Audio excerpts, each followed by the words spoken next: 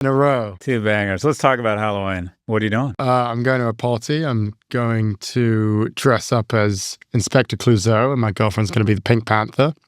I do have another Halloween story, actually, and that is I went to a party last week that for some reason I thought was a costume party.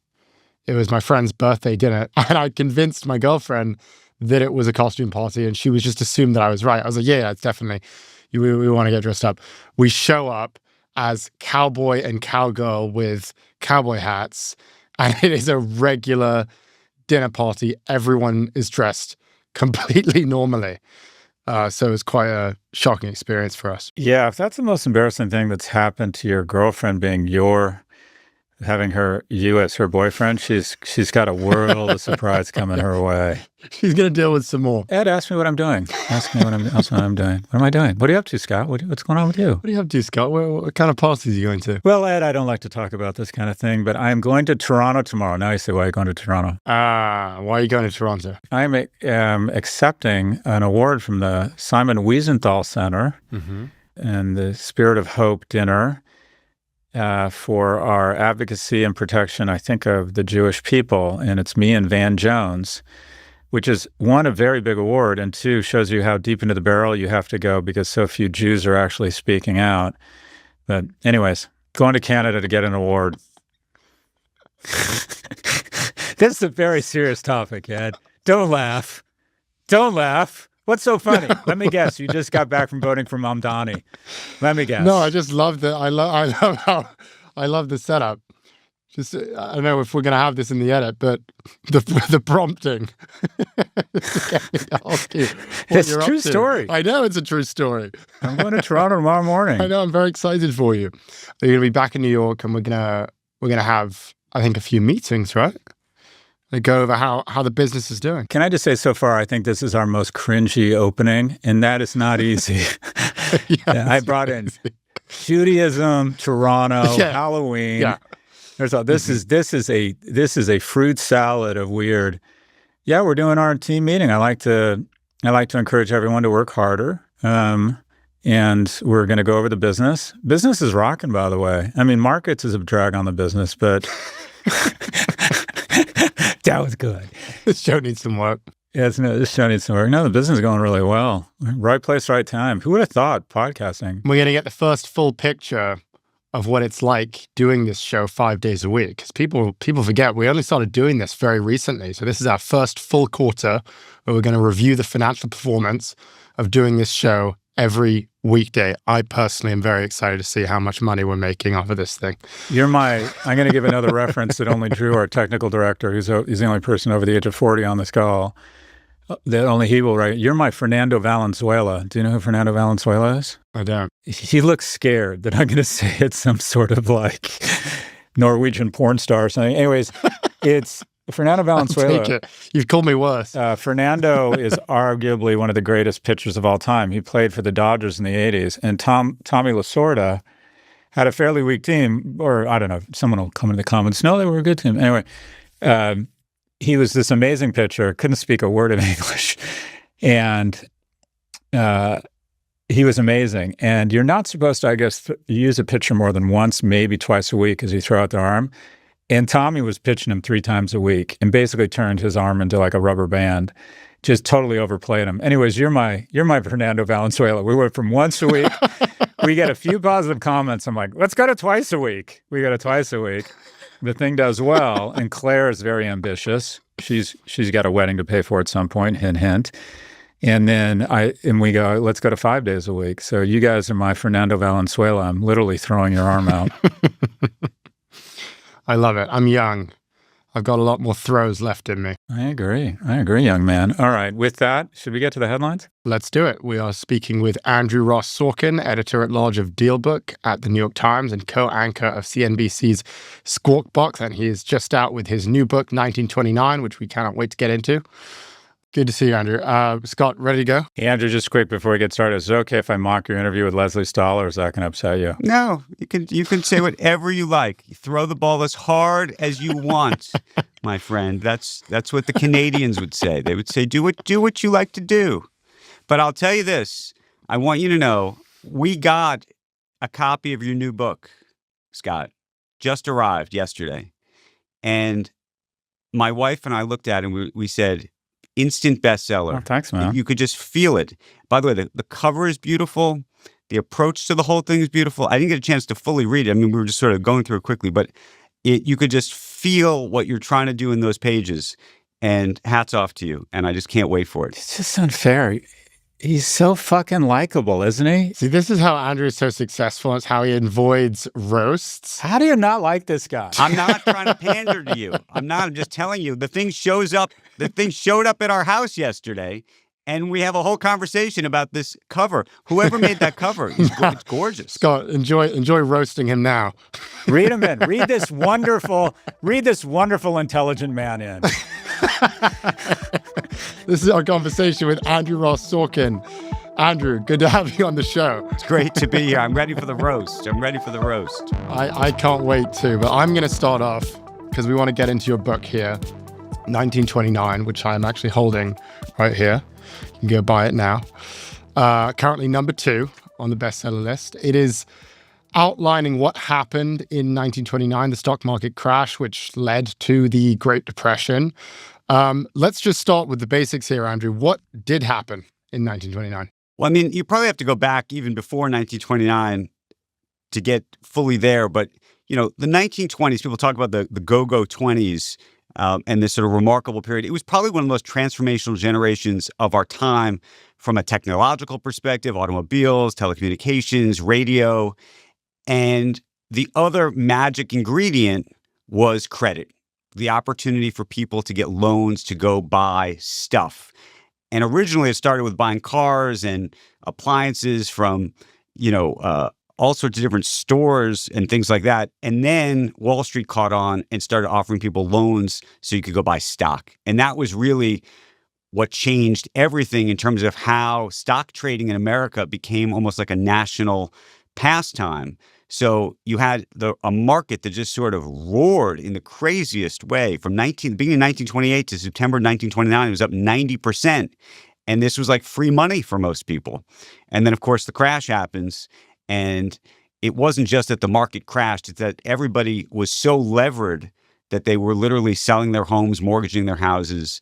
And that's what really took the confidence, almost generationally scarring a whole group of people, and was the first domino in a series of dominoes that then led to the Great Depression.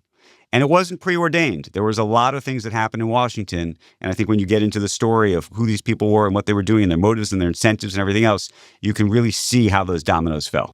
There have been a lot of stock market crashes throughout history, throughout American history. Why did you choose this one? Why was 1929 in particular so significant? So many people would come up to me after I wrote Too Big to Fail and say, well, how does 2008 financial crisis compare to 1929? The truth is I didn't know. I'd read a lot about the period, but I'd never gotten inside the story, the characters, who they were. I loved books like Barbarians at the Gate and Den of Thieves and, books that Eric Larson had written where you felt like you were in the room with these people. And I thought, could I go do that? Well, one of the things I really appreciate about the book is that you bring some of the characters that we don't hear about or aren't on the tip of our tongues to life. Talk to us about your favorite 1 or 2 characters that you researched and if there's sort of a modern day analog. Oh, goodness. So my 2 favorite characters, the reason I think I wrote this book and the reason I think the moment I knew I could even write the book was when I really got to understand a guy named Charles Mitchell. They called him Sunshine Charlie. And Charles Mitchell ran a bank called National City, becomes Citigroup.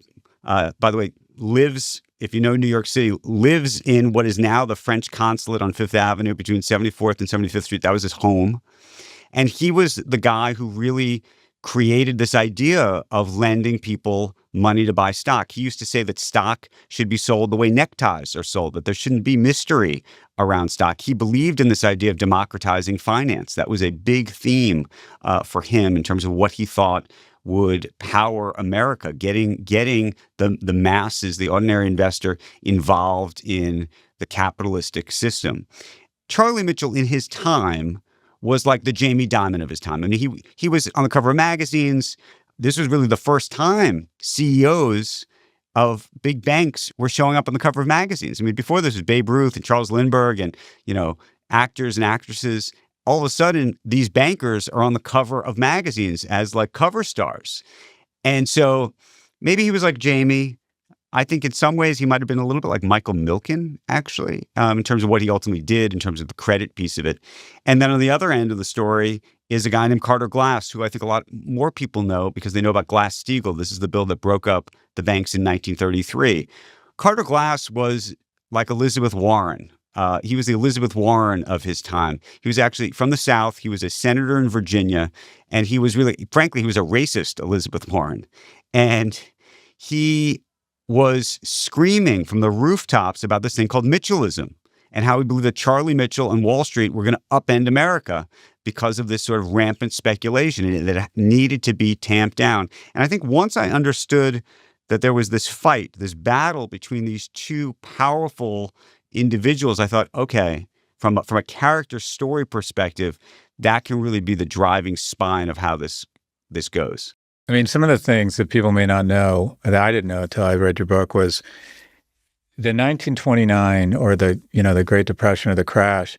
It wasn't as much of a crash as it was a slow bleed, right? It kind of played out over 3 years. It wasn't like Black Friday or one day.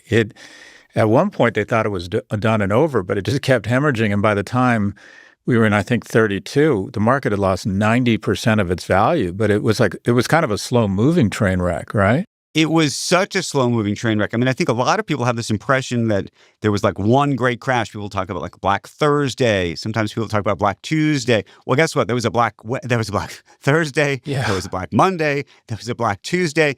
Interestingly, at the end, from October to November 13th of 1929, stock market was down about 49%. But by the end of 1929, the stock market was only down 17%. In fact, the New York Times used to keep a list of the most important stories of the year that they published at the end of the year. The crash was not on it. So it had this psychologically scarring effect on some Americans who had basically been just taken out because they had borrowed so much money. And by the way, couldn't benefit when the stocks recovered at all because they were basically on margin to begin with. And then as 1930, 31, 32 go by, there's just a number, as I said, of sort of policy errors. The tariffs, by the way, Smoot-Hawley tariffs, 1930, that created a problem for the country. The Fed, as we mentioned, didn't really do much of anything for the most part. And by the way, you also had Andrew Mellon, who was the Treasury Secretary at the time, working for Hoover, saying that he was a true capitalist. His view was, you make money, great. You lose money, great. Didn't care. And so they almost were like not really looking at the problem. Hoover used to talk about it as a psychological problem, and that the stock market was divorced from the real economy. But by the time you get to 1932, as you said, the market was down 90%. You had unemployment in this country of 25%. Think about that, 25% of unemployed people. And then all of a sudden you had about 9,000 banks effectively fail. After researching this crash, are you more or less confident that we're on the precipice? So we know the correction is coming, but we don't know if it'll be a soft correction or when it's coming. Are you more or less confident that there will be something resembling, if not a crash, a significant destruction in value in the markets? So I'm more convinced that there'll be a destruction of value in the markets, but probably more akin to something like 1999 than 1929. Because the other thing to remember is back in 1929, there was no SEC, there were no bank capital requirements, there was no Bank Act. There was nothing. Insider trading, the ability to truly manipulate things was what happened every single day. I like to believe that we've learned from that moment. And so that if we do have another crash, if you will, that it is not as deep and not as sustained. What I think I don't know about today is I think it's harder to fully understand where all the leverage is today than we used to know.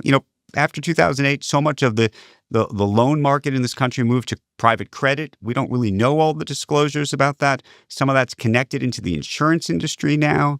So there's a lot of sort of questions that I have. And I also think this AI boom, which is sort of the euphoria. I mean, it's back then RCA was the NVIDIA of its day. Now it's NVIDIA. How much of that whole boom is being powered by leverage. So not to say that you look at, Meta and Google and all the big tech companies are obviously throwing a lot of their own cash at this problem, but also they're taking on some debt, but they're also now partnering with all sorts of private credit funds and doing all sorts of other things. And we're not just talking about the data centers themselves. We're talking about, the energy companies that are providing electricity and the construction and real estate. There's all sorts of other component parts of this ecosystem that are being powered by leverage. Yeah, and if OpenAI is going to spend $1 trillion over the next 5 years and they need 900 billion to come up with, they can only borrow. That's one of the things we've been talking about on the podcast. Well, you guys have been talking about all these circular deals, right? Right. These sort of round trip transactions. That's just another sign to me of a sort of euphoric moment where there's not really an ROI. There's sort of a religion about where this is all headed directionally. And by the way, they're probably right directionally about where our whole world is headed, kind of like the internet. But some of the spending is indiscriminate. Right. It feels as though we're going to enter the leverage phase, where we're on the precipice of that phase. Just when you look through the circumstances of the time, 1929, and you really paint this picture in the book, this is coming off of an incredibly prosperous time, post-industrial, Gilded Age, all of these wealthy billionaires who, as you say, are not just rich people, but influencers. They're now on the covers of magazines. They're on Forbes and Time. You also talk about the tariffs, the fact that tariffs were an important issue that were being debated. There's this tension between the relationship with Wall Street and also Washington and the amount of influence that could be bought by people on Wall Street in Washington, people beginning to talk about that. What is so striking about the book, and that I think is so resonant for so many people, is the extent to which it is a mirror of today. I mean, all of the characters, all of the conversations, you can pretty much draw a direct link to what is happening in America right now. I'd love for you to just say a little bit more about that, how it was such a similar time, and all of the connections that you feel you made when writing this book. I try not to be prescriptive in the book because when I started this book, I thought I was really just trying to write a story about a particular moment in time. And as I was writing it, and obviously all of these things are happening in the news that we're reporting on every day and we're reading about in the pages of the papers and talking about on TV and on your podcast and everything else, it started, there were these like alarm bells going off. Oh my goodness, this is parallel to this and this is parallel to that. So I just want to sort of say up front, it wasn't the goal. The fact that the book is coming out now it's only a function of the fact that I finally finished the book, much to my family's delight, frankly, because they were 8 years, right? I went into it thinking I could pull it off in maybe 2 or 3 years, and of course, then it dragged on. But it was a labor of love. You talk about different characters being so similar. There's a guy named John Raskob, who I actually think may be the most interesting person in the book. He is the Elon Musk of his era. He was sort of a philosopher king. Would have been if there was a Forbes list back then, he would have been on it. He ran General Motors, was the one who actually decided to start lending people money to buy cars. That's actually what, by the way, changed the way people even thought about credit for the first time. So it was a moral sin in this country, in large part prior to that, to even take on a loan of any sort. And he sort of made that available to the masses, then tried to create a mutual fund that would have been levered effectively. So he used to say, everyone ought to be rich. He built what was then the SpaceX of its time in the Empire State Building. He was the single individual behind that.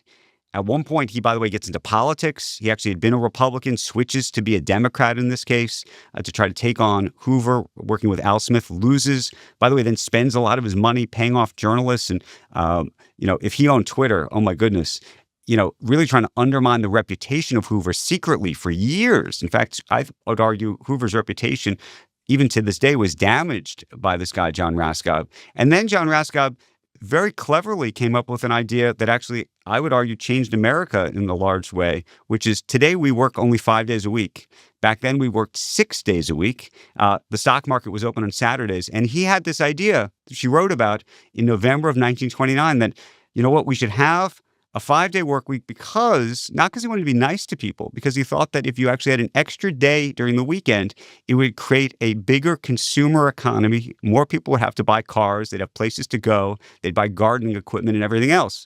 So again, you sort of see these people in this sort of parallel-like universe. And yet, the opening quote, or the epigraph in the book, which I think is so good, is this quote from Albert Einstein. He said this in 1929, 3 days before Black Tuesday. He said, quote, "The ordinary human being does not live long enough to draw any substantial benefit from his own experience. And no one, it seems, can benefit by the experiences of others.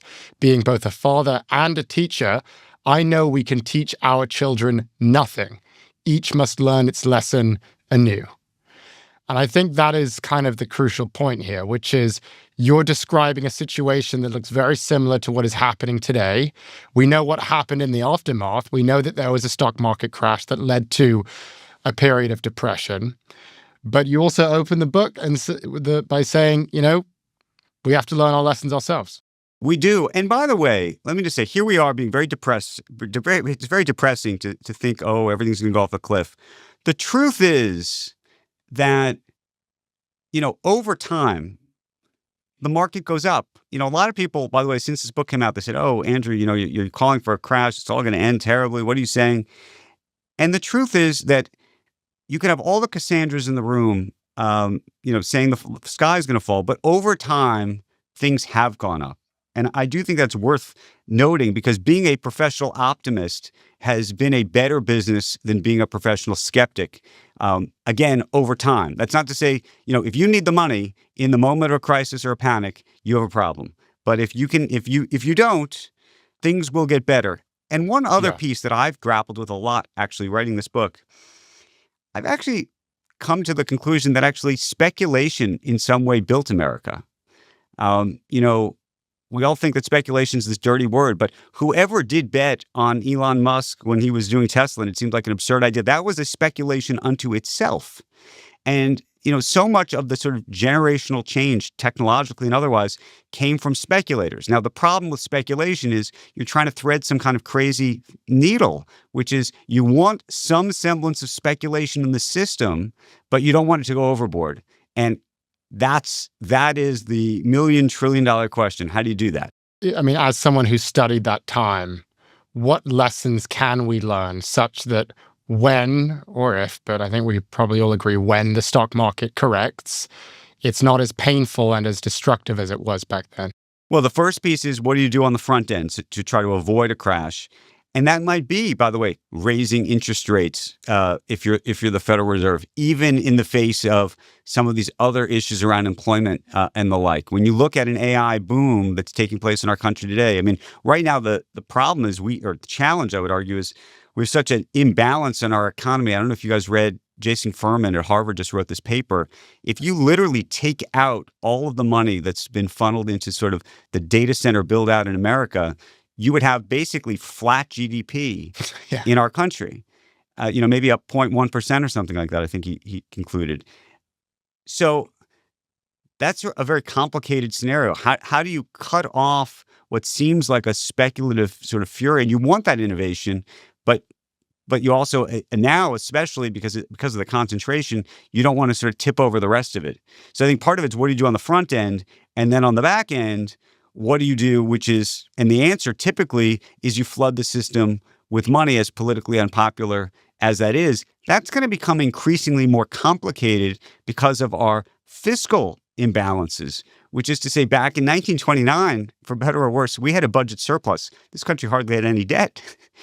The more you start to flood the system with money now, you create all sorts of other new problems for yourself because at some point, bondholders in U.S. Treasuries are going to raise their hand and say, you know what?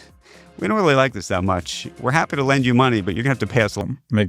There's a couple meetings or scenarios in both books where you feel like you're literally in the room. And what I would ask you to do is put us, if someone said, put me in the room in October of 2025, like you see the markets every day. You're literally someone who's taking the blood pressure and taking the pulse of the markets every day. You see it, and you've been doing this a while. If you tried to remove yourself from this age and objectively look at what's going on, and you wanted to put someone in the room, the markets today, how would you describe it? Okay, so if I could write about today, what I would want to do is try to recreate the scenes where Sam Altman is putting together the transaction, not with Jensen Huang, but actually maybe with Lisa Su, who runs AMD. Because you would see both of them either on a phone call or probably on a Zoom, maybe in a room together. I don't know the specifics of how it all happened, but I think you'd get to see the conversation. You get to understand the motivations that Sam desperately wants this build out, feels like he really needs to buy all of this compute. You have Lisa Su at AMD desperate to get into this sort of chip game, which she's losing to NVIDIA. And so her motivations are, I need to get into this. How are they going to make a deal? In this case, they create this sort of odd circular transaction where, OpenAI gets, warrants in AMD, knowing that if they announce this deal, likely, I'd love to see that conversation. We think that the warrants are going to be worth a lot more because of this connection between the two. And then that's going to create value, which OpenAI can use effectively as cash at some point to pay for the chips that it otherwise couldn't afford to buy. I would want to see that conversation. And then I would want to see some conversation after it where Sam is briefing, President Trump and Scott Bessent on it. And then maybe the breakfast that Scott Bessent has with, Powell, once a week they have lunch together or breakfast together. So, I would be trying to tell those stories as a way of sort of bringing you inside of today's economy and trying to understand, how much anxiety all of these individuals really have or don't have in these moments. Those circular deals, that would be an interesting room. I'm curious, and obviously my political leanings are going to come out here. I'd love to be in the room where he's basically saying to Mark Zuckerberg or Sam Altman, or give me $100 million and I will pass AI legislation that lets you molest every piece of IP out there. It strikes me that this age, and I'm putting forward a thesis that what will mark this age economically is this orgy of corruption and flat out grift. Your thoughts, Andrew? Look, I think that there, unfortunately, is a lot of grift in this moment. And by the way, maybe that grift will ultimately look like the kind of grift that we had in 1929, but just in a different form, right? I think that's possible. Was it on this scale or was it worse? And I ask that sincerely. Was it on the same level as this or worse, better? Well, so in the stock market itself back then, you literally had all sorts of like demonstrable insider trading and manipulation going on, where literally the specialist on the floor was oftentimes organizing what was called an operation, a pool operation, where they effectively were almost like actors where, one person would say, I'm up for, I'm buying a 120 and then 140, but they all knew exactly, they were all in it together. That is happening today in crypto. That's happening in the meme stock arena. I told a story on 60 Minutes about this, and it's such a wild situation for me personally. Back in January, somebody created something called a Sorkin coin. I happened to be on TV with Larry Fink, and he mentioned that he joked that there should be a Sorkin coin. Somebody actually created one. All of a sudden, millions of dollars are trading, and I kept getting invited into these Telegram accounts, sort of chat rooms and Signal chat rooms, and they're all talking about how they're actually going to manipulate the coin and press it up. And they all were they wanted me to be involved in it because they thought if I endorsed it, it would go up. In fact, one of them reached out to one of my sons online on social media, found him, and was offering him, I think, $50,000 or $100,000 worth of Sorkin coin to try to get him to somehow, I don't know, do something. And I had to call my son and say, look, you cannot talk to these people. I beg you, we're all going to go to jail. And you cannot, please do not reply. And of course, my son said to me, Dad, I'm leaving a lot of money on the table. That's what Trump probably said too. I think of you as being like, if I was asked to have 5 people that sort of embody New York to me in different angles of it, different complexions of it, you would be one of those people. I just think of you as the consummate New Yorker. Talk to me about Cuomo versus Mamdani. I'd love to just looking at it through the lens of the markets. I know you talk to you're both young enough to, I think, understand the appeal of Mamdani, but also you speak to every day to some people, some market players who seem vehemently opposed to him. What do you think this says about the moment? It says about the moment in New York. Oh, goodness. Look, I think what it really says about the moment is that the Democratic Party has struggled to find the best possible candidates to actually put up on the board. I mean, I think that's why this is, to the degree that people are questioning, how did this happen? Obviously, Mondami, it felt like came out of nowhere. Cuomo is it's complicated for people to support him for lots of reasons. And I think you know a lot of those reasons. I don't even have to spell them out. And I think it's very complicated for a lot of other people to support Mondami, in part because he's not a democratic socialist. He actually is a socialist. If you go and listen to what he talks about, I mean, he does demonstrably talk about seizing the means of production. Like, he says that out loud. He has said that. And so I think that those sort of, the idea of a city that's built on capitalism being run by somebody who demonstrably does not believe in it, and not just doesn't believe in it, but wants to fundamentally change it, is a fascinating development in our city. I think the bigger questions, though, that are animating the likes of, some of the hedge fund managers and some of the most outspoken Wall Streeters that you hear, actually have nothing to do, oddly enough, with, free buses and, free groceries. I don't think that's what this is about. I think that this is actually about something very different. I think this is about policing and safety in the city, and whether he is going to not just keep, Commissioner Tisch in charge, but, how he's going to reallocate resources around policing in this city. And I think we have lived in this city and had lots of problems over the last 5 years. The pandemic really exacerbated it. We also had a lot of laws change that made, common thievery, something that doesn't even get prosecuted in large part. So I think there's a big question about that. I think it starts with that. I think there's this question about anti-Semitism, to be honest with you, is a real question. I think that's like a real, legit question that I'm Jewish, that people have in this city about what does he actually believe and how is that going to manifest itself over the next couple of years in the city. And then I think, I know people talk about taxes and people think he's not going to be able to raise the tax thing. I think is almost a red herring to sort of just a larger question about, can he manage the city? I think that's actually another big piece of this, which is to say he's a young man, he's 33. A lot of people are super excited about him as a politician and what he represents and speaks to in terms of the big ideas around affordability and the like. But when it comes to actually the practical day-to-day of actually like managing a city, when it's pretty clear that he's never done anything like that, and to the extent that he's managed things in this role as an assemblyman, that he wasn't even like doing the job half the time. I think a lot of people look at that are in the business of Wall Street. I'm here at the NASDAQ today.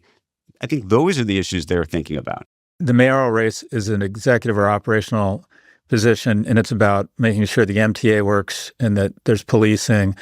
So to a certain extent, his views on Israel are, I don't want to say they're not important, but I feel like we have bigger fish to fry in terms of where we expend our political capital. And I think it's just as it's going to be hard for him to raise taxes because the logistics of having to get the governor and the state legislature on board, his views on Israel or on Jews, I see why it's meaningful, but I don't think it's profound here.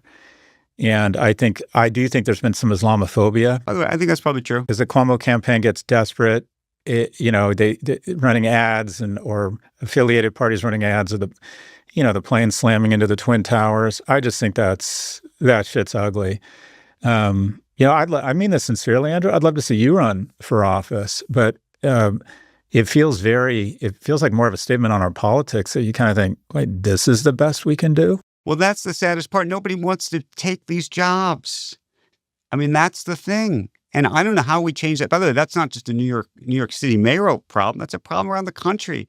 Nobody wants, with very few exceptions, I don't want to say nobody wants these jobs, but I don't know, what would it take for us to get you, Scott, to run for something? If I was your age, I would do it, Andrew. It's just that I'm barreling towards death, and I want to go to Ibiza and hang out with my friends. And I would absolutely do it because I'm a narcissist and I'm wealthy, which are the two primary qualifications to run for office. But no, I think a guy your age, I'm hoping Ed someday decides to get involved in public service. Ed, you want to run? You want to get dragged through the mud, Ed? You don't want to get dragged through the mud every day and have people on TikTok saying this crazy stuff. I want to make the money first. But you're right. Your point is, unless we stop these on the left purity tests, and unless on the right they stop being, in my opinion, just so fucking crazy and coarse and cruel, who the hell's who with any options and has a nice life and isn't a total megalomaniac is going to want to do this shit? Andrew, you speak a lot with the business world. You have kind of like a direct line of communication with all of the top executives, the people on Wall Street, the business community at large. And it's interesting to hear that there are concerns in New York specifically with Mamdani about the policing in general. But socialism at large, you mentioned the strangeness of the capital of capitalism being run by a socialist. However, at the same time, this is spreading across the nation, actually. You've got 46% of Americans saying they don't support capitalism or they have a problem with capitalism. You've got support for socialism at an all-time high in America. So, yes, it's strange, but it's actually increasingly not strange. The extent to which socialism is being embraced by people and people are losing faith in the capitalist system, which to me is going to be kind of the great referendum of our time. Do we like capitalism? Do we like the system that we've inherited, or do we not? I would love to get your sense of what the business community thinks about this question, and also if they are concerned and also taking it seriously. Do they think that this is a real problem? So I think they're concerned. I don't think they're taking it seriously, though I'm not sure what it would take to take it seriously, I mean, what they would be doing. And what's so unique, by the way, in this city in particular, and I recognize the polls suggest otherwise in terms of just the view about socialism. If you ask most, at least the experience that I've had of, and this is anecdotal, people who are voting for Mamdani, they say, well, he's not really a socialist. They'll say, actually, no, he's not a socialist. He's a democratic socialist. That's a very different thing. So I don't think they actually think that their way of life is going to fundamentally change, in part because they don't think he can actually change it given, the roles, responsibilities, and powers that a mayor has. But I do think there is this larger question about capitalism versus socialism, in the same way that I think there's this question, I think this actually came out of 2008 and the financial crisis, a complete and utter rethinking about experts, expertise, institutions, all of that sort of was put up in the air as a question. And by the way, I think that's almost a straight line to President Trump winning in 2016. I think those questions were raised again, by the way, in the context of the pandemic. And so, it's one thing to scream from the rooftop and say, guys, look at history. Capitalism is the thing that actually works. Socialism is the thing that actually doesn't work, because they look at you and they say, I don't. But I want to hear more about the book, specifically your process. One of the things I admire about you is the fact that you do everything. It's kind of insane. I mean, you're the anchor on CNBC. You started DealBook at the New York Times. You're writing for DealBook. You're doing all of these different things, and you're writing books. By the way, not to mention the shows, the fact that you wrote and produced Billions. What was your process? Like, I know that you went to the libraries and you were, filing through all these documents. Like, tell us about what it took to actually write this book while juggling an extremely demanding career. So the truth is, I did think I was going to be able to do this in 2 or 3 years. Obviously, I couldn't do that. And part of it was I did have, these other responsibilities that I needed to make sure that I was attending to every single day. I would do this on weekends. I would do it on nights. I would do it in between things. For the first couple of years, I was researching like crazy, just trying to find lots of different material. That actually, there were some stumbling blocks along the way. Then, by the way, the pandemic happened. And actually, at one point, I thought the pandemic might go on for a very long time. I didn't even know what I was going to do. You couldn't even get inside some of these libraries around the country. I actually almost created like a black market I would call up I, along with a researcher that I was working with at the time, we would call up archivists, ask them what students were allowed in libraries, because certain students who had like a dissertation due or a thesis due were allowed in. And I would pay those students, I'd find them and pay them to go through boxes for me. So I'd say, box 152, I need you to actually, with your iPhone, take a picture of every single page and send it to me. Now, in the end, I went back to actually most of those libraries afterwards because I did feel the sort of the tactileness of seeing it. But it was really like a mystery. It was like putting a puzzle together in a way of trying to find all the material and also to think through these different characters to figure out what were their motivations and what was the chip on the shoulder? What was the hole that these people were trying to fill? Because I always think, and you guys actually talk about this, I think what drives a lot of people, especially at the top, is some semblance of insecurity, actually. And so trying to understand what that insecurity even is so that when you actually see them making decisions, even when you think the decisions are completely irrational or make no sense or the wrong decisions or immoral, you say to yourself, but I remember reading earlier in the book about what was happening with this guy as a kid or as a this or that. And all of a sudden it makes it at least relatable or understandable so you can appreciate why these things are happening. Why are you so industrious? This is kind of a broad question. Why are you so ambitious? Yeah, no, seriously. Because I have a hole that I'm trying to fill. Right? Fair enough. But can you, I would like to hear, like, just going inside the mind of Andrew Ross Sorkin. You are this superstar and you're reaching out to, I mean, imagine being a college student, you get a DM from Andrew Ross Sorkin asking for a photo. I mean, what drives you? I was driven to write this book because of my own curiosity about the topic. But, I think part of it was, could I do it? Like, I honestly think part of this, I think actually a lot of the things that I do is like trying to prove to myself that I'm capable. Like, could I pull it off? When I wrote Too Big to Fail in 2008 and 2009, it was like lightning in a bottle. And I think if you know me well enough, you know that I sort of have thought for a long time like that. Maybe that was just like a lucky thing.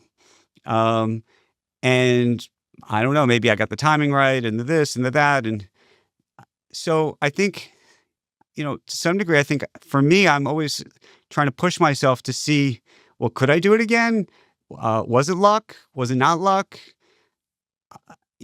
I think I probably have the same insecurities, frankly, that a lot of that I think most people have to some degree. And so I think, I hate to say it, but I think that probably drives me more than it should. I think what we've learned about you as well is that you are an incredibly good storyteller. I mean, for those who read the book, it's kind of, I said it should be a movie because it's kind of insane how much it feels like you're watching a movie.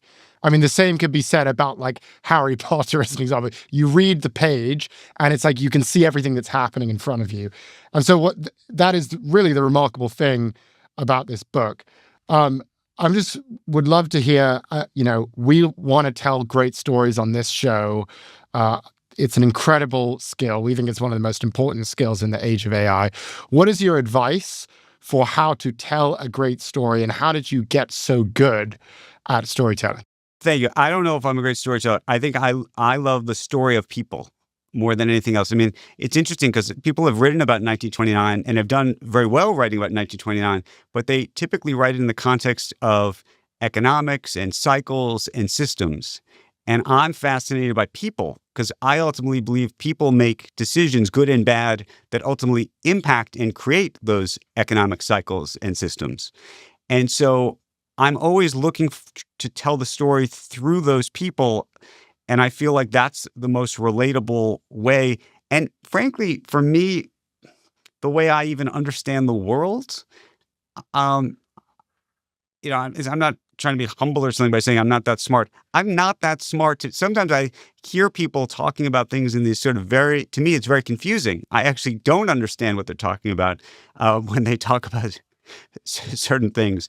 But when you tell me the story through a person and the way they were feeling and then why they were doing what they're doing and then connect it to the economic cycles and systems and all those things, then for some reason I get it. And so I find myself writing that way. I think that's the way we try to talk about markets on this show too, which I think there's a void in the market, which is like, it's all people running society. So if you understand the people, then you'll start to understand why things are happening and the reason that things unfolded the way they did. What is very interesting and a little bit crazy to me about this book is you're describing people who are not alive, who you've never met before. And I assume you had to kind of fill in the blanks. How did you get to know all of the characters in 1929, considering the fact that you don't know them? I mean, this was literally reading the diaries, reading the letters, reading the transcripts, reading the memos, reading all sorts of materials, reading what their friends were saying about them in those moments. Some of the material I found wasn't just in the moment. It might have been from 10 and 20, 30 years even later. I found materials that some of their kids had written about some of the characters. And so again, I think I was just trying to figure out who they were. And I think I try to put myself in their shoes. I mean, I think I try to do this today with people who are alive. I try to think to myself, well, if I was so-and-so, even when I disagree with them, why do they think what they think? And so I think I tried to do that in this context. But everything you read, if you see a quote or an emotion, or it came from somewhere, there's hundreds of pages of endnotes in this book so you can actually see where the material came from. It's not that I had to really craft it in my head, though I will say, having covered the crisis of 2008, I think that actually helped me a lot understand sort of the emotional state of humans in those moments and sort of like what they do and who they call and what happens in those moments. So I think I was purposely looking for some of those things as I was going through the material. Just on that point of getting to know people, I think you're good at it, at figuring out what's going on in their head. I'd like to throw out a few characters, see what you think is going on in their head. Sam Altman. He says we're going to spend $1 trillion. He's cooking up these deals with Lisa Su. He's going to Larry Ellison. Everyone's saying it's a bubble. Many people are calling him Scam Altman. What do you think is going through his head right now when he comes out with these deals that a lot of people believe are dangerous, that he's playing with fire? Do you think he recognizes that? Do you think he ignores it and believes that we just have to build AI no matter the cost? What do you think is going on in his head? I don't want to speak for Sam. I've known Sam for a while. I think, and I've covered, a lot of what they've done over these past years. I think that he believes in his heart that there's an inevitability to this technology, its emergence, and ultimately to AGI. That he believes that there is a straight line to that, and that whether he does it or somebody else does it, that's the end state. And so as a result, I think he's thinking, I want to be the one who gets there first. And while I do believe he's concerned to some degree about the implications of these things in terms of safety and the like, and their implications on our society, I think because of that sort of sense of inevitability that he is convinced of, if you believe that too, these other issues oddly do sort of fall to the wayside. If you were going to start a media company from scratch right now, what would it look like? Maybe it would be a combination of what you're doing mixed with what Alex Cooper's doing. No joke. And by the way, I admire what the TBPN guys are doing. I mean, I think you'd be sort of a combination of sort of podcast meets video, probably meets product and selling certain types of products. I think you could do. I mean, what's so interesting to me, this is a much longer conversation, is just how the audience has shifted in terms of what you think the sort of traditional rules should be in the context of most people who are involved in sort of this new podcast realm, are venture capitalists or this or that, and they have all sorts of stakes in different things. And for whatever reason, the audience, I think, doesn't care. So maybe the world has changed. I don't know. But I think those are some real questions. But I think once you crack that, then I think the whole thing opens up into doing all sorts of interesting things. I was asking this when you're on, and I think people, anyone who knows you knows you're a pretty soulful guy. Any thoughts for a guy like Ed, who doesn't have kids or a wife yet, on your learnings as a dad and a husband? Be straight with me. I'll be totally straight with you. First of all, and I think Scott said this, I think professionally when you're young, before you have kids, do everything. Do everything you possibly can do. because I do think one of the great conundrums and challenges of being a dad and being a father and having a professional life is the complication of trying to do both well, and it's hard. And I tell myself all the time, Scott, that, if I write this book and they see me working hard on it and they see me care about something, hopefully they're going to care about something. I worry that, they're going to, they could have there could be a backlash. Interestingly, I'll tell you about my own father. My father was a lawyer, and he worked so hard. I mean, he acted like a first-year associate till he retired. And I thought to myself, I'm never going to work that hard.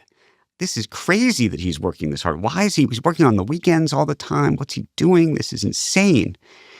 And yet here I am. And what I realized, I do think is true. I think if you love something, and I'm so blessed to have found something I love, I'm praying that if they see me love something as much as I do, and as much as I love them, not to say that I love them more. I mean, I love them more, and I hope they know that, but that they will hopefully be able to therefore find a passion or understand that you could find something that you could love to do that much. Again, these are all things I tell myself, and whether we'll know in 20 or 30 years when I get, the bill from the psychiatrist for the kids. So you tell me. We're going to be billing you. Any marriage advice? Find somebody who you could talk to forever. That's the thing. For me, with my wife, I could talk to her forever. We never get sick of each other. It's the craziest thing. When I first met her, I was actually scared to date her because I felt like I'd known her so long. It was like a weird connection thing. I was like, this feels weird to me. So yeah, if you can find that, that's a pretty special thing.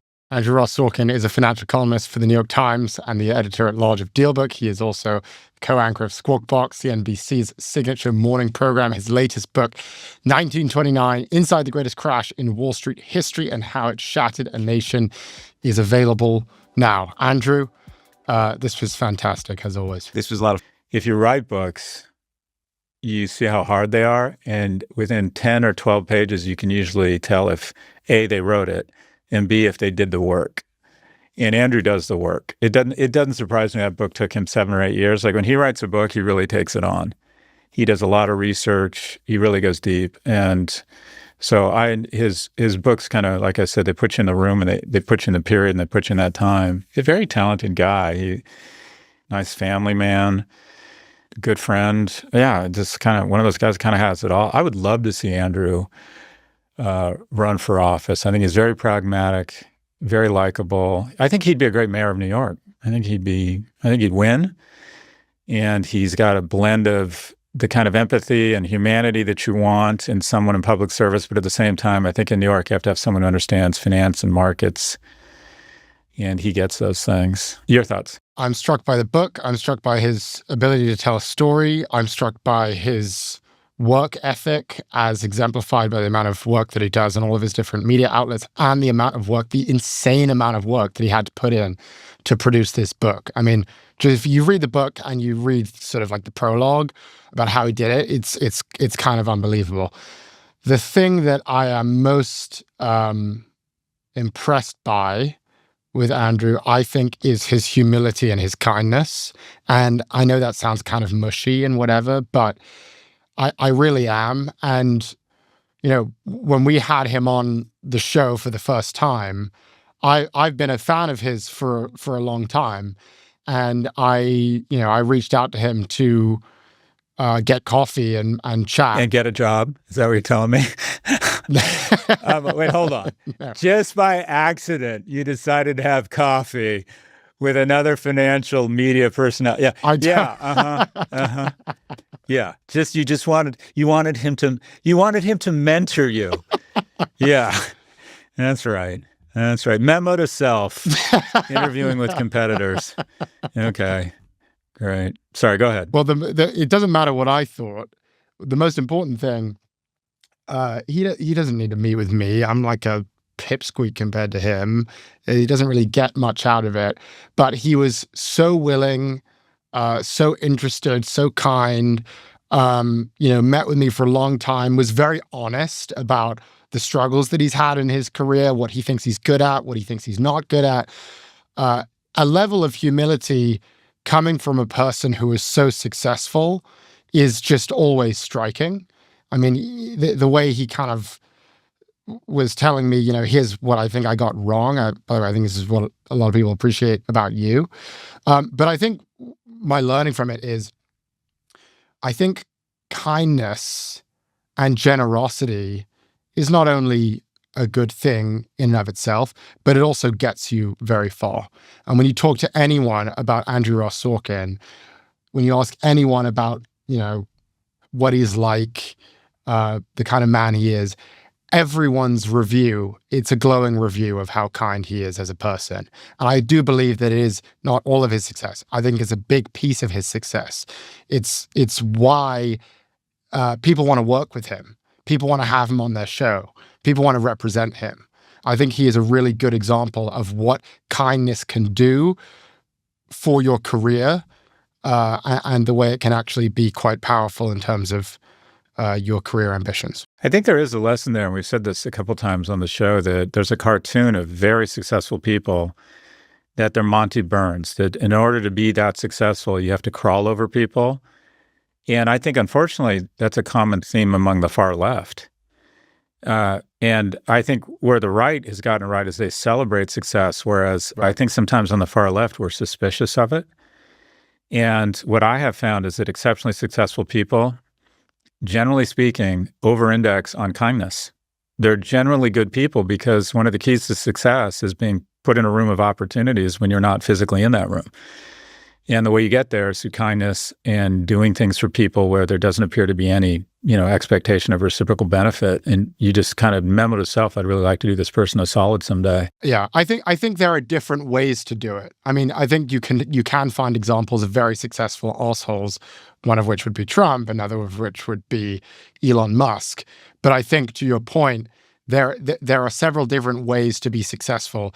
And I think there is an image that is being projected that if you want to be rich, if you want to be influential, you got to be an asshole to people, you got to steamroll over people. And that actually is not true. And there are many examples, as you say, of people who actually got to where they are because they formed connections and friendships. They were generous. They did people favors. And it all comes back to them in the form of career karma, let's say. Yeah, I can't help be triggered by whenever you mention Donald Trump and Elon Musk. You also have to define what success is. You're talking about one person. Yeah, it's true too. Those guys are not happy. Sleeps with a loaded gun next to his bed, is radically addicted to ketamine, and is in custody fights with two different women over custody of a child that he has not seen. I would not describe that as success. And Donald Trump's wife wants nothing to do with him. The East Wing used to be the First Lady's residence, and they quickly figured out she doesn't need it. Literally, has anyone heard from the First Lady? She wants nothing to do with her husband, nothing to do with him, and he's raising a bunch of Nepo kids who, different. You're more successful than either of those people, Ed. All right, let's move on.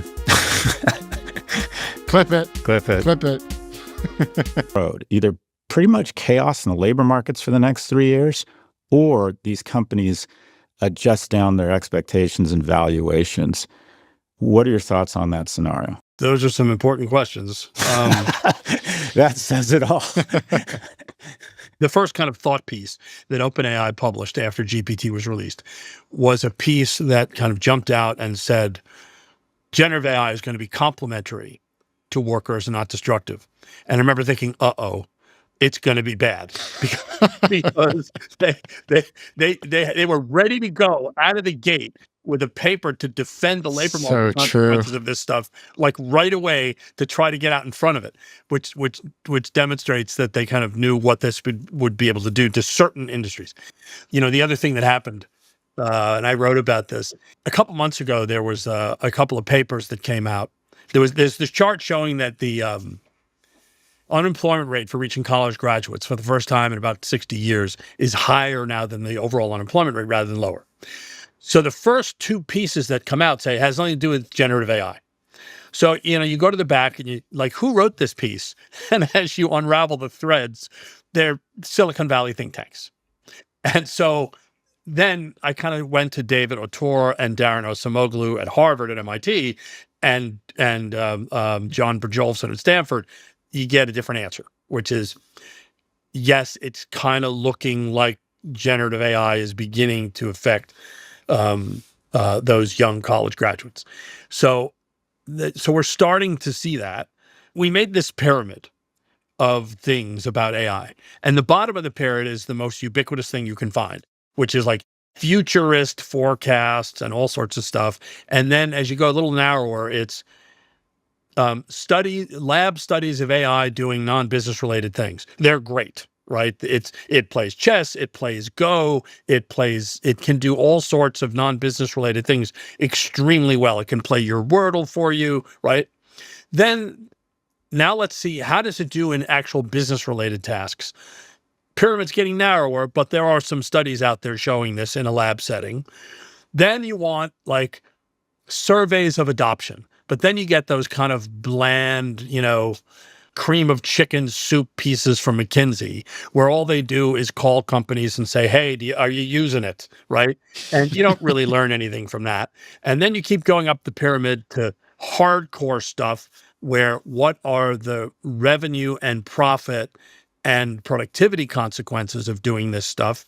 There's only a handful of those. If I were she, we run companies for profit. They sort of run companies for control and geopolitical advantage. And if I were them, I would begin a government-sponsored drive of capital and strategy to essentially engage in what in the 80s they did with steel, but with AI, and engage in massive AI dumping.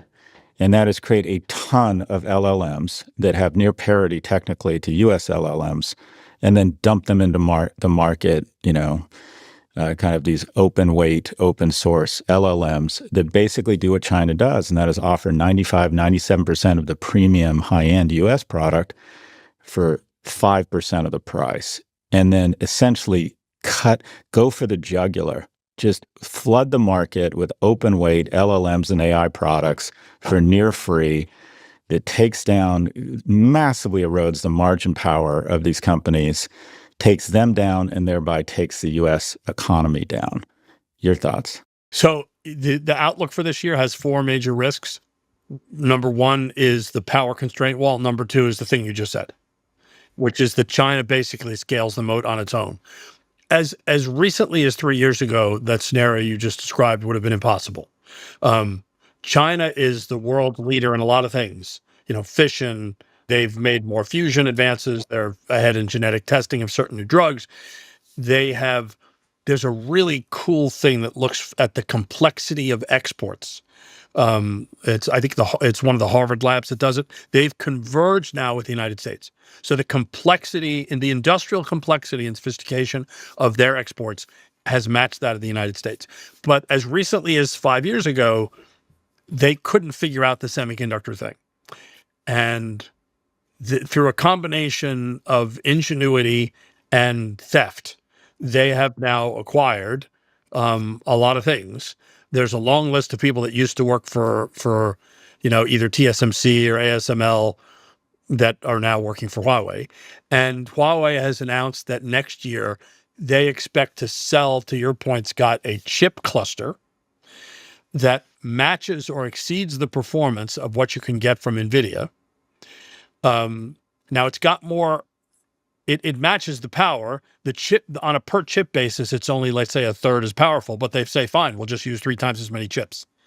And so they're trying to use a combination of brain and brawn to do that. That kind of still feels 2 years away, but China's on a really long-term journey. And I would agree that is very much explicitly their goal. I want to talk more about your 2026 outlook. So you mentioned that the number one risk is power constraints. We don't have enough power to build all the things that we want to build, particularly AI. You said number 2 is China. What else should we know in terms of risks? Well, the 2 other ones is the more that China is able to rely on its own chip ecosystem, that means that number 3 risk has to be Taiwan, because the Taiwan essentially was always protected by the fact that China relied 90% for its advanced chips on Taiwanese output. The day we wake up and that number is below 50%, I think you have to start to reevaluate some of the geopolitical contingencies around this whole thing. There's great work. CSIS is the best think tank in the world on this kind of stuff. And they showed us some data. Something like 85% of Chinese military assets are in the Taiwanese Strait. They have been partnering with Russia to do drills on how to drop heavy equipment out of specially designed parachutes from helicopters. This is moving in another direction, in another clear direction here. And again, you don't know when, and you don't know how, and you don't know why, and maybe it's a quarantine, maybe it's a blockade, maybe it's not a full-out invasion, but there are going to be some challenging times for the West within the next 5 years as it relates to its almost exclusive reliance on this, NVIDIA, ASML, TSMC partnership. And then the fourth one is the stuff we've been talking about, which is this kind of collective metaverse moment where investors in aggregate say, like, okay, it's not a waste of money, but we can't see the ROI. We're going to take profits until we have a clearer vision of where this is going. I'm still digging through it. For every good paper, there's a negative paper, right? So for every good paper on AI adoption, there was one that you should read it. It came from this group called MIT NANDA, N-A-N-D-A. Yeah, the 95% one. Yeah. Yeah. I read through the details on that one. Those are a lot of companies that kind of tried it, played around with it, and said, you know what, we're just going to keep doing things the way we're doing them. The other thing that the Outlook mentions, there are three forces that will define next year's market. They are, according to your report, AI. We've discussed that. I think everyone understands that. Global fragmentation and inflation. Describe global fragmentation and inflation for us. Let me just summarize by saying, the Fed is facing a peculiar fork in the road here. It's not a violent differential, but there's a meaningful differential right now between, we look at the PMI surveys, right? The ISM and PMI surveys of prices paid. Those are going up. The PMI surveys on labor, they're going down, right? So what's a Federal Reserve to do when you have a dual mandate that are going in opposite directions? Historically, the Fed has almost never cut rates when prices paid surveys are going up. Why would they, right? I mean, you'd be easing into an inflationary environment. It looks like they're going to do that. And it's a huge gamble. The gamble is that the inflationary increase is tariff related, and once it makes its way through the system, it will not ignite some kind of wage price spiral, and inflation will be coming down by the spring, and the Fed will be vindicated. But that's a big bet, and that's the bet that we're looking at as we're heading into the end of the year and early next year, and the markets are pricing in a couple of cuts here because of that. I'm less worried about tariffs than immigration policy as it relates to this stuff we're talking about. I think the president is less committed to some of these things than he appears to be. They're already adding massive numbers of products to the exemption list of tariffs. So I think the tariff stuff will turn out to be less damaging.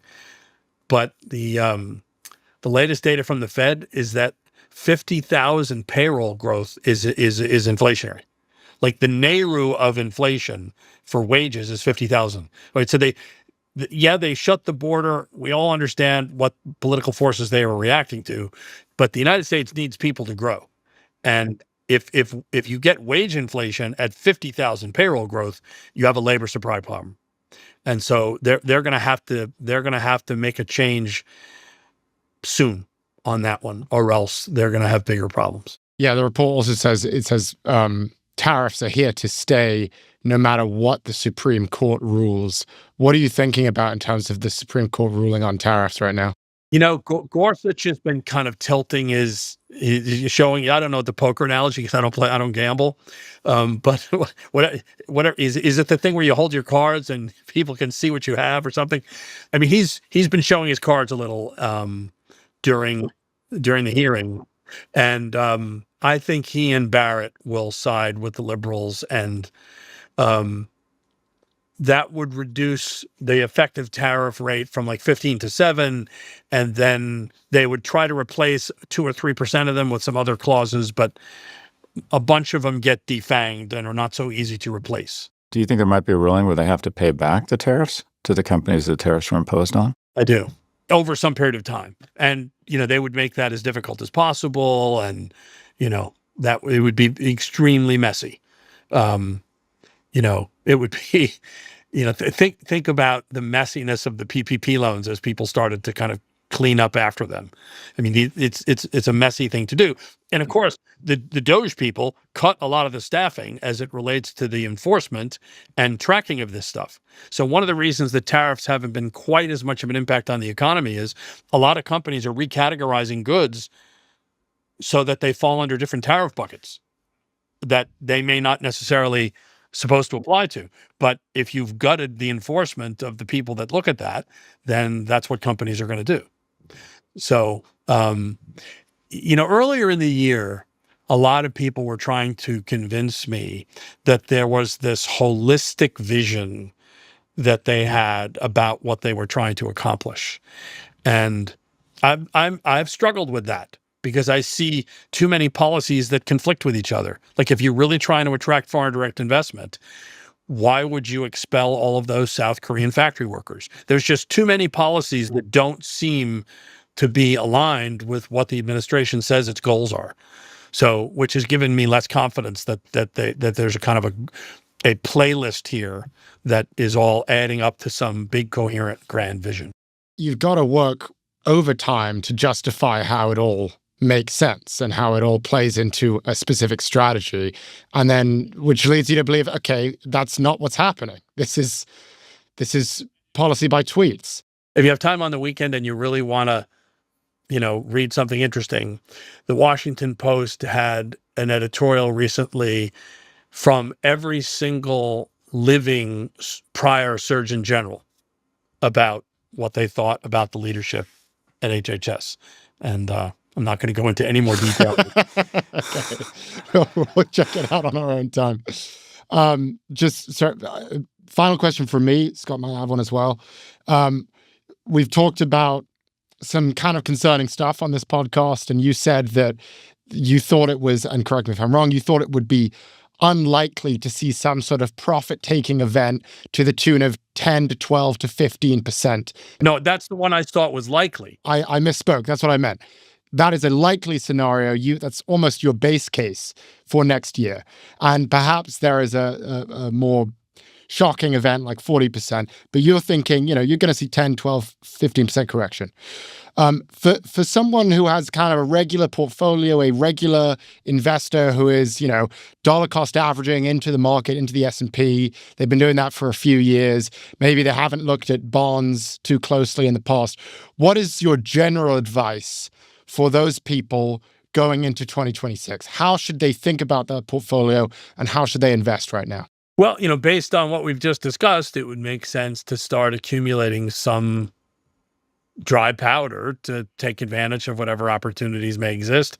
A lot of times when you get sell-offs like that, a bunch of things sell off. All of a sudden, you start seeing industrial and utility preferred stocks sell off 2 to 3 points, which can be the equivalent of 50, 60, 80 basis points. So, having some spare cash and credit to be able to draw on when these things happen can be helpful. A lot of these things tend to be very V-shaped, right? If you look back at almost every single one of these corrections, including the one that happened last year, there's this rapid, violent unwinding of risk. I think a lot of the hedge fund, the big risk parity funds are kind of partially responsible for that. But then it tends to snap back where it comes back roughly at the same speed at which it declined. In that regard, individual investors have an advantage over some of the large institutional investors. I mean, the average endowment or foundation meets quarterly. They're not even set up to respond to some of these things. Yeah. So I think it's, in retail investors have at least the flexibility to try to act when these things happen. Make the bull case for 2026. You start seeing more concrete evidence of AI adoption that companies are willing to pay for. and you start seeing productivity benefits that are based equally on revenues and not entirely on the backs of lower rates of hiring. China starts to cut back on its excess production policy. They announced this involution campaign a few months ago that's designed to make Chinese companies more profitable by telling them to stop overproducing. I'll believe it when I see it. You get fiscal stimulus in Europe, in part because Trump is basically forcing them to defend themselves. Another policy that I think is long overdue. Europe agreed in 2006 to spend 2% of GDP on defense, and it took them until 2021 to finally get there. And so you're starting to see more defense spending in Europe, which is stimulative. And then in the U.S., the Fed is vindicated where inflation starts to roll over, aided and abetted by an enormous amount of multifamily and single-family real estate supply pushing down housing-related inflation. And the administration figures out through some combination of relaxation in certain regulations and things like that to ramp up U.S. oil and gas production. So energy prices come down. So that's kind of your bull case. Michael Sanders is the chairman of market and investment strategy for JP Morgan Asset and Wealth Management, a global leader in investment management and private banking with $6 trillion of client assets under management worldwide. He's responsible for the development of market and investment insights across the firm's institutional, funds, and private banking businesses. Michael joined JP Morgan in 1987. He's previously served as chief investment officer for the firm's global private bank and head strategist for emerging markets fixed income. And you can discover more of his insights by reading Eye on the Market or listening to his podcast by the same name. Michael, always really insightful. Really appreciate your time. Thank you, Leos, in terms of AUM in the world. So, I mean, he's got so much data. I think I agree with him on pretty much everything he said. I mean, our reactions to Aswath's interview, I thought it was really striking, but I didn't feel quite as bearish as Professor Damodaran was when we interviewed him. I feel like Michael's sentiment is more where I'm at right now in terms of valuations, where I'm kind of expecting some sort of correction, but not something that is kind of going to cause a major crisis. So, yeah, I thought that was informative, made me feel maybe a little better. I think he's very measured because the last thing he wants to do is spook, the $2 trillion in value or in assets they oversee. But he sounded measured and a little bit, I don't want to say nervous, but, and it might be just confirmation bias, but whether it's Sam Altman or Alex Karp getting defensive or Damodaran saying, Aswath is the least panicked person I've ever met.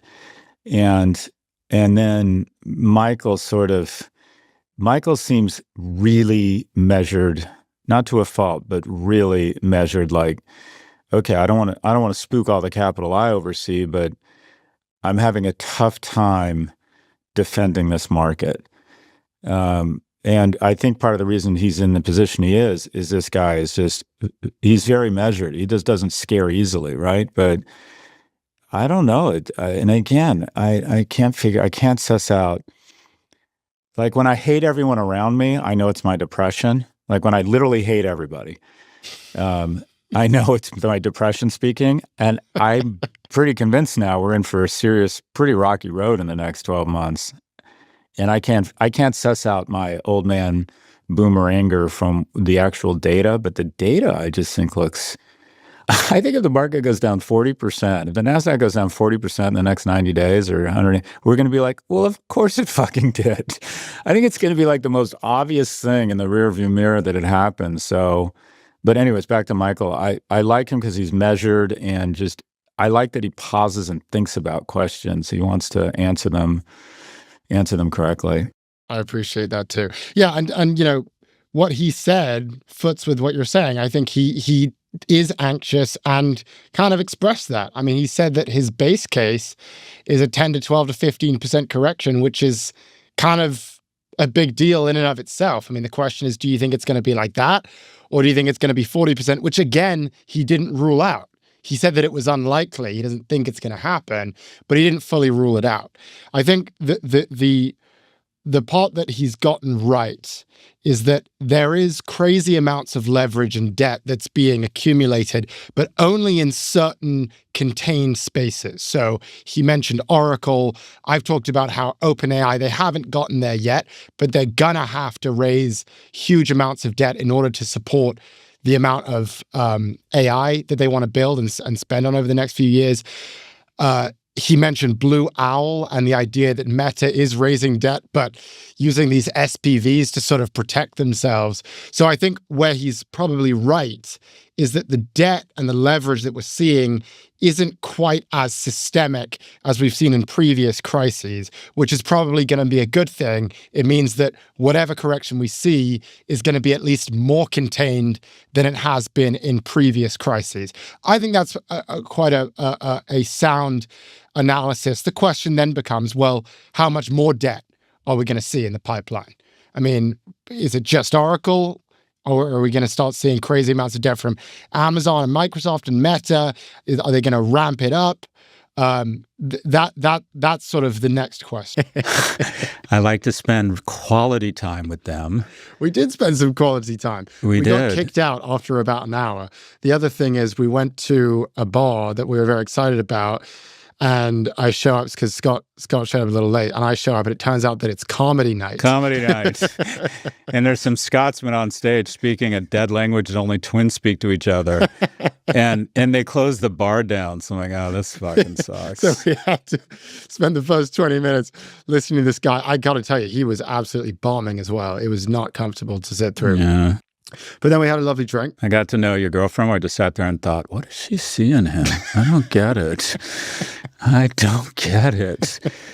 I don't get it. Ed, I don't think young people should get married, but my advice to you is three things. First, lock. Second, it. Third, down. Lock it down. It is. I think the world of you. You are so out of your weight class, my brother. You are so out of your weight class. Anyways. It's good to see you. That's very good. It was great to see you. She had a great time. I had a great time. It's good to be in London. It's nice, right? Yeah, it is very nice. It's too dark and it's a little late, but it's nice. Well, we have a big, important interview here with the CEO of Kalshi. Shall we start to move on to that? Let's do it. Okay. Actually, before we do that, apologies. Let's not. To also say... Go ahead. I forgot to also say that Prof G Markets is returning to the Vox Media podcast stage at South by Southwest. We will be there on Saturday, March 14th. So if you want to see that, come join Scott and me at 10 a.m. on the 14th of March at the Hilton Austin for a live taping of Prof G Markets. Live show. It's going to be epic.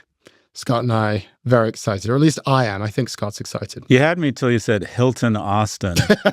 That's not what I aspire to, but you know what's going to happen here? It's the same thing. We come in, we skirt the line, and a few people take a picture with me, and they're like, oh, and by the way, I have a daughter. She's at UT.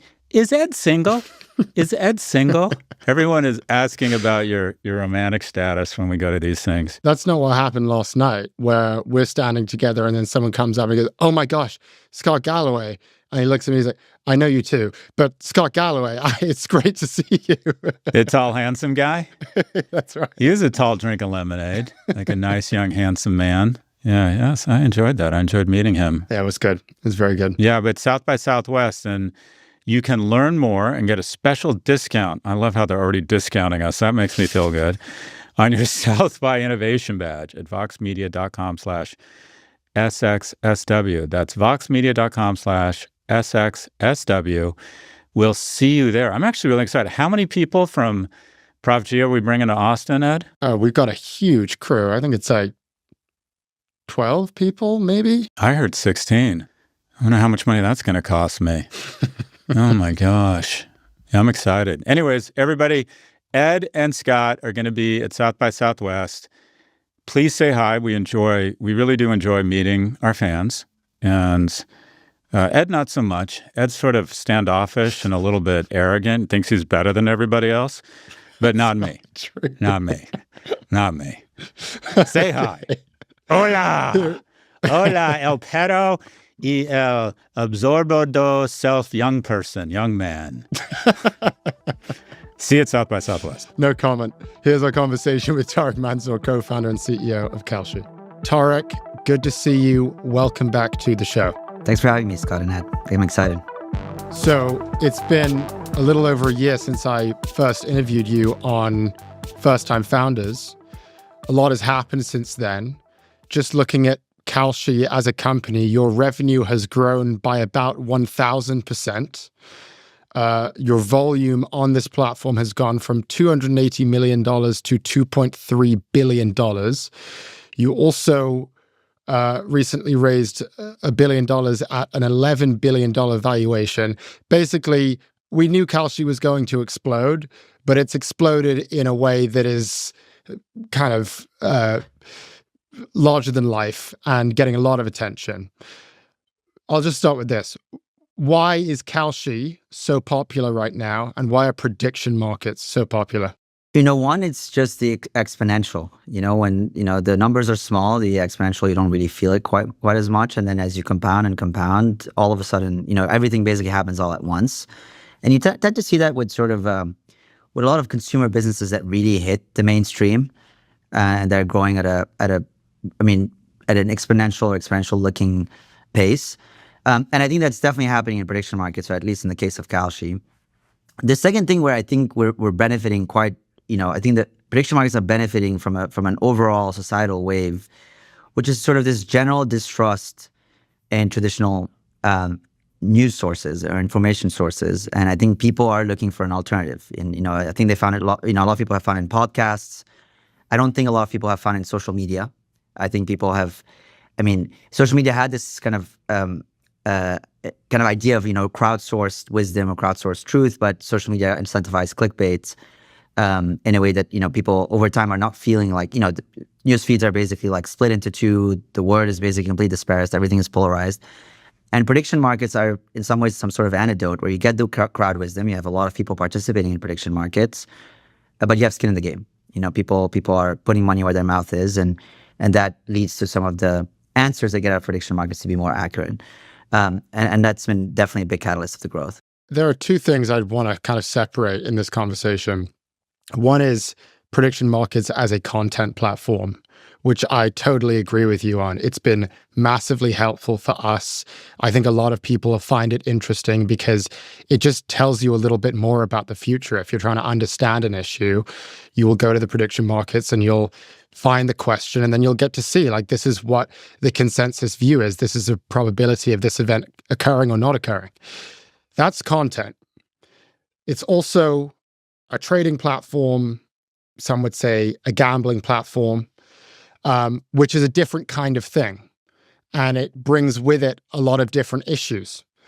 And I think as this platform has gotten so popular over the past year, it has also drawn a lot of criticism. And I think a lot of that criticism is reasonable, valid, worth talking about. So I guess I'd love for us to dive into those criticisms. As the founder of this company, as the CEO, what would you say is the overall, let's say the 3 or 4 biggest criticisms of the company right now, based on what you're seeing, based on how things are being reported? What would you say are the issues that people are worried about when it comes to prediction markets and Kalshi? Any consumer company, and this is one of the things that we've learned, and I'm learning in real time right now. Most consumer companies that hit the mainstream, they go from like really exciting new technology, and when they hit the mainstream, there's this sort of flip where all of a sudden, there's this sort of like, let's just kind of air out all the risks, the dangers, all the ways that this could go wrong. I think we've seen it play out with Uber. Airbnb had its fair share of it. We're seeing it play out with AI on many dimensions and many levels, and we're seeing it play out in prediction markets. And to some extent, I think that's a healthy thing. Like, I think society having a debate about new technologies and how to kind of deal with them is a good thing, right? If we all agreed on everything, we probably are headed in the wrong direction. Look, my understanding is like there's one, this question of like, is this gambling? Is this different? Are there kind of concerns about addiction and social isolation, young men? I know you guys, Scott, you talk about this a lot. I think number two is there's the concerns of insider trading. Like, and to me, I bucket it into kind of, is the market fair? How do we police it? What is being done about that? But to me, I don't think it's totally abnormal, given the rate of growth and how fast this basically has gone mainstream. Well, just to double click on that. So there's a real fear that a lot of big tech or a lot of technology companies, as they scale, tap into a less mature prefrontal cortex of men looking for dopa hits, and that essentially prediction markets are sort of the high IQ or graduate education version of gaming apps, and that it preys on a dopa-hungry male, and that there's enormous incentive for well, first, let me start there. Who is your typical, what's the demographic profile of your average customer, and what is different from speculation or prediction markets from just flat-out gambling sites? The vast majority of volume is really in the bucket of 25 to 45 years old, and then we have a bucket in 60 plus, so retired, has sort of disposable income, time on their hand. And I think that, like, when I think about the typical customer, there's been recent reporting, which I think was pretty interesting about this. You might have, I don't know if you've seen the New York Times article about the rise of the prediction market trader, and they kind of gone through a number of, and the most active traders, the people that basically, drive a lot of the activity on the platform, people that you would kind of consider like a super user or power user. Those are the people that like are spending quite a bit of time modeling. Like, I'm passionate about the economy. I read the news a lot, and like, I'm going to basically be forecasting inflation on a daily basis. Or I like mention markets. Joel, there was a whole profile on him on this New York Times piece, and the guy like has built like pretty sophisticated models of like what words are going to be said and what appearances, and those are people that like have had an interest in something, and then they figure out an outlet to basically like make money off of it, or engage with a community that has kind of that shared similar interest. Like, these are the most engaged in our Discord, or we have this Kalshi Idea platform, which is basically Twitter, but you can only speak if you have a position. So it's kind of a Twitter that's filtered for people that are position takers. But to me, it's like, I think the concern that you sort of outlined is a real concern, right? Like, I think, in my view, any financial markets, and I think this concern applies to any financial market. I think it applies to, day trading of options, or these kind of idea of zero DTE options that settle on any given day. Retail trading, I think it applies to crypto, also the meme coins. And obviously it applies to traditional gambling and sports betting. And that risk exists in prediction markets. And I think the way that I think of it, and as I build a company and as this company scales, there's certain things that are intrinsic to the model, and then there's guardrails, like things that you add to the model around your business model to basically protect consumers from this sort of thing. So let's talk about the intrinsic piece. So I think prediction markets is a much healthier mechanism to engage with something than a lot of these other mechanisms. Like, I think a lot of the problems that we've seen with dopamine hits and addiction, and a lot of the issues that people generally pertain to as gambling, have come from the gambling industry. And I think, and you ask why, well, you got to look at the incentives in that industry. Like, when you go to a casino or you go to a traditional sports book, the revenue of that company is equal to the customer's losses. The way that whole system, the business model is like, well, if ad comes to me, the business model is figuring out how much money can I take from ad. That's how it works. So if that's your business model, what are you going to do? Right? Well, what you're going to figure out is like, okay, I have Ed and Scott as customers. If Scott is a winner, I'm going to block Scott from participating, because anything that Scott wins, it's going to take from me as a business. And if Ed is a loser, I'm going to figure out how to create a habit, how to get Ed hooked in the platform and get them to come back pretty consistently. And that to me is a lot of where it's a perverse incentive. And show me the incentive, I can show you the outcome. Well, what the outcome is going to be is basically you're going to get people hooked, and dopamine hits are going to basically be increasingly a bigger part of the platform, and so on and so forth. Prediction markets just don't have that inherent incentives. I take a small fee, and Ed is not trading against me. Ed is trading against Scott. It's inherently just more social. It's inherently more, like, I think the model doesn't have this sort of embedded perverse incentive. And that enables me as a business model to just have much more versatility around solving that problem, around creating really good guardrails around that problem. Like, when Ed comes, he's not basically facing an algorithm that's just sort of optimized to get Ed hooked. Ed is facing Scott, is facing you, and is figuring out whether